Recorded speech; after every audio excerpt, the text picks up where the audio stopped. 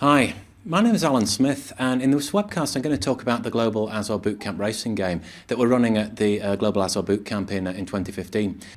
I've developed the game, and currently I'm monitoring the game. And we've got players from up to 180 locations around the world taking part in the game. I'm going to talk a bit about the architecture, a bit about how I'm monitoring the game, handling exceptions, and a bit about how the players are doing in the game as well. Also about how the data is stored and which Azure services I'm using to power the game. I'm currently at the Global Azure Bootcamp location in Stockholm, or one of the two Global Azure Bootcamp locations in Stockholm, and we're at the active solution offices near the city centre of Stockholm. You can see that the bootcamp is going on behind us. Plenty of people sat down working through labs and spending a bit of time playing the racing game as well. Okay, so here's a quick run through on the whiteboard of the architecture. The game itself is running on Windows. It's an XNA based application. We've got several services running in Azure, and we've got the actual website here which is displaying the scores of the game. Okay, so as you drive a game, when you complete a lap, you'll generate basically some lap data and some telemetry data, and also a driver replay. This data, the lap data and telemetry data, is placed onto topics in the Azure service bus. And that means that it gives us some temporal decoupling. If lots of lap times get set and it takes a while to process them, it means that we can process this data asynchronously. We have a couple of instances of a worker role running in an Azure cloud service, and the worker role is basically dequeuing these messages from the service bus and putting them into a table storage, and that's the actual storage repository that we're using for the lap times, the telemetry data, the jump statistics, and all of the player statistics and stuff like that. We're also using blob storage. The replay data is being written by the game directly into a blob storage account, and that's what happens when you start up the game. You can see all the driver replays, and they're basically coming from the actual binary data that's stored in blob storage. That's what's powering the replays. So when the game starts up, it basically calls out to a REST service hosted in that website, gets the top lap times, and then you can see the lap times are actually displayed in the game. And then for each of the top lap times, it goes out to blob storage. It downloads the actual driver replay data for those laps, and that's why you see all of the actual cars driving around the laps with the actual Twitter handles of the actual drivers who've been driving at those laps. We've also got a website here. The website is basically querying off the tables that we've got in table storage, and that's what's using to drive all of the statistics, the fastest driver, the highest jumper, and so on. So let's take a look at the actual code that's implementing this solution. So this is the application for the game. It's based on an XNA sample application here. So we've got things like the bass player, the car physics, chase camera input, and all that type of stuff. A lot of this code was already in the game. We've got the actual content, and this contains the actual tracks and things like that. One of the things that I had to do, because we're a global event, is basically add all of the textures. So here I basically auto-generated the car textures, and this is why you can actually see the flags coming up for your particular country. You can see the actual BY. I'm not sure what actual country that is, but if that's you, you'll probably recognise your flag there. And really crude way of just texture stamping the flags over the cars, but it does look quite nice when the cars are rendered in the game using the 3D graphics engine. So how is the game implementing with Azure? Let's take a look at this class library, which is the Azure data. And when I was talking about the architecture, I mentioned about the sending of lap data and sending of telemetry data. If we go into the service bus class, into the messages, you can see we've got lapdata.cs. So this is basically a .NET data contract, and this is the actual data that will get sent to the service bus topic when anybody completes a lap. So it has things like the player name, the location, location key, location ID, and all kinds of stuff like that. I'm also tracking frames per second. With displaying so many ghost cars, I'm not really sure sort of how well this is performing on people's machines, and getting some feedback on that will enable me to change the game code, reduce the number of ghost cars and replay data that we display, hopefully improve the gaming experience for people. We've also got the telemetry data, which basically is sampling these telemetry data points. So here I'm tracking lots of stuff from the game's physics engine and from the actual player input. So you can see that we've got the position, the direction, the up vector for the car, and we've got things like the steering angle, the gear, brakes percent, throttle percent, and it's this data that's used in the telemetry graphs when we're displaying telemetry from the actual game. I'm integrating with the service bus as follows. I've got these various classes here. So I've got a class called lap data sender, which is going to actually send the data out. And I'm using sort of fairly regular service bus code here to basically send out the information to the service bus. And I do the same thing with telemetry. Push notifications. The game can receive push notifications. I'll talk about that a bit later on. The game is also saving the replay data into blob storage. In this blob class, I've got this replay blob store class here, which will basically save down the actual replay data into blob storage. You can see I've got an upload stream method here that mentions the blob name in the memory stream. And this will basically save the replay data into a blob where we specify the name. If I look when this is called, this is actually called from the replay class in the game.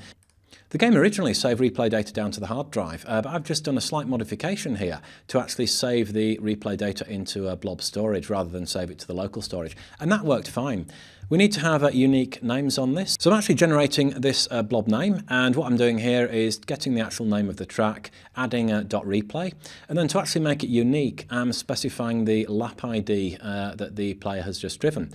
And lap ID is a GUID, so that's going to mean that everybody is going to have a unique lap ID when they save their data into blob storage. So that's basically how the saving of the replay works. And the loading is fairly similar. We're just downloading a stream when the game starts up. This is a solution for the backend code, and this is the stuff that is running in Azure. There's a lot of stuff here, so I'll give you a fairly high-level view on what's going on here. We've got some more data code in here, and what we've got here is the code that actually processes the lap data messages that are coming off the service bus queues. So this lap data processor is basically going to take the lap data that we're getting, and it's going to basically do all of the actual lap processing. Now, when a lap comes through, we want to store it into table storage into various tables. We want to process the jumps in that particular lap, and we also want to process the achievements. So if I go into the actual achievement manager, we've got this method here. Now, I kind of liked the idea of having the countries being able to set achievements like you can do with Xbox achievements. So this is the actual code here, showing in these lines of code here, if we have completed a lap. So if lap data comes in and the lap data level is equal to 0, we basically check if we've already awarded the achievement, and this basically will go through and basically say, you know, has a player achieved that achievement, and if not, we'll basically get the lap achievement of level bronze, and dependent on the track, so if you complete the first, the second or the third lap, you'll get bronze, silver and gold here. We do more checks a bit later on, so here we can see that we're checking the lap time on level 0, level 1 and level 2, and these go towards having fast time on easy, advanced and expert. And then looking at other things, I'm doing things like checking the longest jump crash, and awarding various achievements here. And also the endurance location here. So if you drive a lot of laps, if you know the amount of laps you've driven is greater than 50 or 100 or 200, you get these various other achievements as well. So with 10 achievements and with the gold, silver and bronze options, you can score up to 1,000 points for your particular country. I've got a telemetry processor here. This is doing pretty much the same thing as the laps data processor, but here we are processing telemetry data. So the only difference here really is I'm using batched operations to actually batch the data into table storage. If we go in and look in this code here, I'm basically creating an actual batch operation and batching in a lot of telemetry data in one batch, up to 100 entities, and that really improves the performance that we're getting when we're actually saving the data to table storage. The game website is here. It's a standard ASP.NET MVC application here. There's nothing too complex about that. It's just a regular web application. Within the actual controllers, for example, if we look in the jumps controller, I'm basically using some code here to actually get the top jumps. And if we go into this code here, I'm just basically using a regular table query to actually query for the top 100 jumps and basically send the information back to the website. So there's no real magic involved in the actual code here. It's just basic data access against table storage. And I do things that are very similar for the achievements and the lap times and everything like that. So let's have a look at how I'm storing the data in Azure Storage. This is the actual account that I'm using, Gab Racing Lab, which is a storage account hosted in the West Europe data center. And these are the various tables. Probably the most important is this ranking lap times. And this is basically displaying or storing the actual data for all of the laps that were driven, the fastest laps for each driver. I'm using the track name as the partition key because we typically query for the the top 10 or the top 100 laps where the on a particular track. So I can query for the top laps where the partition key is equal to track 0, and that will bring me back all of that lap data. So you can see that it is somebody from my actual location, which is really cool. The Swag Stockholm location here in Sweden, and you can see the actual details on the lap. 13 damage on that, which is pretty good, and a lap time of 1 minute 6.035 seconds. You can see here that machine was running at 55 frames a second, which is a reasonable frame rate for actually playing the game. And here we can see the actual sector times for the actual lap. Now, we really want to have this data ordered with the fastest lap appearing at the top, and we don't really have an order by clause when we're writing these queries against table storage. So to achieve that, what I've done is I've taken the lap time in milliseconds, which is 66035 milliseconds. I'm zero padding it and using that as the actual start of the row key, and here I'm using an actual GUID, which is the timestamp. Now this means that if a lap comes in that's faster than this, because the data is stored in order of the row key in table storage and it's returned in order of the row key, the faster lap, if somebody does say 65035, that will appear above this one in the table. So when I query for the top 10 scores, that lap will then appear at the top. So it's a good way of being able to actually control the order of the data by controlling the row key that we're using here. Let's have a look at some of the other tables here. I've got the jumps table here, which is storing information about the player who set the particular jump, and there we've got the actual distance of the jump with the maximum jump appearing at the top. Again, it's our location, a Swag location in Stockholm, who's got that actual biggest jump.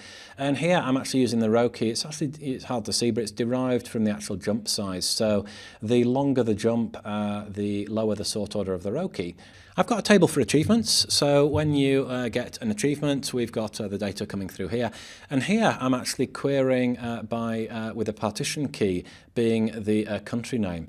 Sometimes we're querying for all of the achievements, but if you're in a particular country, for example, I may want to query for all of the achievements in Sweden, what I can do is just basically modify the query and query based on the actual partition key. So what I've entered here is where the entry.partition key is equal to SE, which is the country code for Sweden. So let's run this query. And here you can see very quickly we get back all of the actual results for Sweden. Querying for the partition key or all of the entities within a particular partition is a very, very efficient query in table storage. So the telemetry data is stored in these tables here, and there's going to be a lot of it. During testing, we generated 250,000 telemetry entities in this table, and I'm expecting there to be several million rows of telemetry data or telemetry entities in this table by the end of the actual bootcamp. And what we really want is to have a scalable way of being able to query this data, so we can display the telemetry on the website. So here you can see the actual partition key here, and this is the actual lap ID. So I typically want the telemetry for a specific lap. So I go in and I query, get all of the telemetry where the partition key is equal to whatever the lap ID was. For sort order, the row key, I'm using the time in milliseconds into the game, and that will basically give me the telemetry data in the same order that it was generated, because this is the actual game time in milliseconds that I'm using for the row key. Again, this is an actual string sorting value, so I have to zero pad it here to make sure that the sort order is going to be correct. So let's check out the replay data. Going down here into the blob containers, I've got the replay data here. You can see there's 468 items being listed here. You can see that this is the data for the advanced track, and then we've got the beginner track and the expert track down here. And you can see for the advanced track, this is the largest data. It's taking 57.38. And you can see the actual file name that I'm using, track advanced, and then here we've got the actual GUID for the lap ID. So for a specific lap, it's really easy to get back the telemetry data and the replay data and use that in the game. So this is the website for the game. You can see that we've got a driver from Sweden, and this is Fabian, who's our star driver. He's currently, setting the pace for our event here. Closely followed by a few drivers from Malaysia. They've been really active in the game, and then Martin Belayu, who along with me is also on the organisation team for the Azure Bootcamp. If you want to play the game, you've got to install the XNA redistributable, and then you can install the game, and then you can basically play the game and go through and see in the actual high scores. We've got the player standings, but you can also view the location standings. And this allows the players from a particular location to be able to cooperate together to put their location at the top. So any points that the players score is going to go towards the points for that location. So you can see Malaysia is in the lead with their event, followed by Inline Technologies in Pakistan, followed by Oslo in Norway.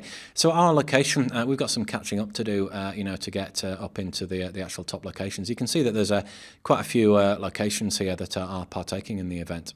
And going back to the player standings, you can see that we've got 139 actual players so far competing in the game, which is excellent. So you can cooperate to actually put your location up on this table. We've got several sort of rival locations in Sweden that we're actually competing against, and we're currently in the lead at the moment. You can see that there's Sweden Sundsvall here, and there's Sweden Epicenter, which is also located in Stockholm here. So in your country there may be several locations. So in the country standings, as well as competing with each other, those locations can cooperate. So Sweden is currently in 4th place in the racing game. We've got our sort of arch rivals, Norway, which are ahead of us at the moment in the actual standings there. So we're going to do our best to actually catch up with them. We're about sort of 7,000 points behind, so I'm sure we can make back those actual places there. So you can see that we've got 21 countries competing in this event. It's going to be really great to see what happens when the US events haven't even started yet, and Canada and South America. We're expecting good things coming from Brazil as well, sort of famed for their famous Formula 1 drivers. So it's going to be exciting to see how this runs. We've got the achievements, which were also on an actual per country level. So your achievements will go for your country. You can see that Sweden's here in 4th place with Malaysia ahead. You can get a breakdown of the achievements here. And then you can get a clue as to what the achievements are, like setting a fast time on the easy lap, getting a lap complete. There's also a total carnage achievement, so if you do a lot of damage on one of the laps, there is actually an achievement for that. You can get points for crashing the car and so on, and also some big air achievement. We've built lots of kind of social interaction into the game, so clicking on Martin Belayer's Twitter handle, I can get to his Twitter page. So, I can tweet him if I've beaten his lap time and tell him that he's got to drive faster and things like that. So running a game like this, one thing that's really important is to monitor how the game is going and just make sure that things are running. And this is basically going to be my job for 28 hours whilst the event is running. So one of the ways that I monitor the game is with this. This is basically a wiretap console. And what it does is it generates a subscription onto the lap times topic. So anytime a lap time is set in the game, this basically pops up on my screen here. So I can see that Norway's just driven a lap, Pakistan's driven a lap. I'm also using the console.beep commands here. So I just basically get a beep occurring every time a lap is set. And I can go in and basically see, do these look like fair times? Is anybody cheating? And basically, verify that we are still getting lap data coming through. If this thing stops working, then we've got a problem. It means, something has gone wrong in the actual execution of the game, and I need to go through and troubleshoot. So you heard that thing beep there. That's another lap timer coming through. The Stig in Oslo, creative name. I hope he's setting some impressive lap times there. Apparently he doesn't talk to many people though. And there's another one coming in there from South Africa. So I actually went to sleep at about 1 o'clock in the morning when I've deployed the game, and I left this thing running, and the console.beep was my alarm clock. It woke me up at about 3 o'clock in the morning when Malaysia started joining, and we got lots of laps being set by Malaysia. So it just basically woke me up, and I could go in and just make sure that things were working correctly. So it's not all been plain sailing. We have had a couple of issues with the game. The main thing that happened was related to exceptions occurring in the game. If I go into this exceptions table, you'll basically see here that there's a list of exceptions that have occurred in the game. So I've got a global exception handler, which will basically push an entity into table storage when an exception occurs in the game. And I saw a while ago that we were getting a lot of these index was outside the bounds of the array. That was my fault, really. What happened was the game basically has an array set in it which stores the fastest lap times. Now, we'd never tested this before with over 100 lap times, but the array size was basically set to 100. So when we got 101 lap time set on the easy lap, we basically tried to populate that array with the actual lap times, and that's when that exception was thrown. The good thing is that I had this monitoring, and I could actually see that we were getting an exception occurring, and I could basically fix the code in about 2 or 3 minutes, republish the version, and because it's a click once application, when you actually reinstall the game, you'll basically get that up and running again. So that was a great way of being able to actually monitor and fix the game along with the actual console. You may see that you've got some stuff coming through on Twitter as well. One of the things I've added here is a tweet console. This is monitoring the actual Twitter feed, and if we start up the game, see all of the tweets coming through from the Global Azure tweet hashtag. So I'm going to start the game here, and what you're seeing is the actual ghost cars coming through. This is getting really, really busy with the amount of Twitter handles there. I might actually put some code in to reduce these because it is getting a bit crazy. So modifications to the game, you can see that I've got the car textures there. You can see that Sweden's in the lead, followed by the Stig. He seems to be doing well there. And as we drive down the track, you can actually see who's driving, who's overtaking who. And I put in some camera shots, some helicam shots as well, so we get a nice sort of top-down view of the game, and you can basically follow through what's happening. I've modified the physics, and here we've got an actual jump in here. Quite a few of the cars end up in the lake. You do get an achievement for that, but you lose quite a lot of lap time by doing that. So you can hear there's quite a few laps being set. You can also see the tweets coming up using the push notification. The games are actually subscribing to that particular topic there. So I hope you're enjoying the Global Azure Bootcamp and having fun working with the game. And don't forget the hands-on lab as well. You can build your own hands-on lab for the game. Please do email me if you've got any questions or technical issues with the game. Thanks very much, and enjoy the bootcamp.